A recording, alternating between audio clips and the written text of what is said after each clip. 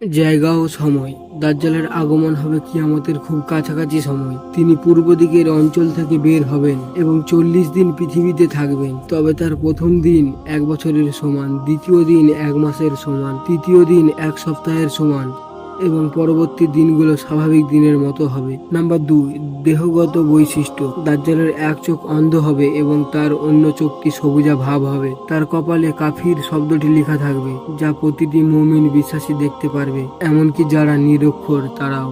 Number 3, ধোঁকাবাজি ও ক্ষমতা। দাজ্জাল বিভিন্ন ধরনের মিরাক্কেল বা অলৌকিক ক্ষমতা প্রদর্শন করবে, যেমন বৃষ্টি নামানো, মৃতদের জীবিত করা, শস্য উৎপাদন করা ইত্যাদি। এইসব ক্ষমতা দিয়ে তিনি মানুষকে ধোঁকা দেওয়ার চেষ্টা করবেন এবং নিজেকে ঈশ্বর বলে দাবি করবেন।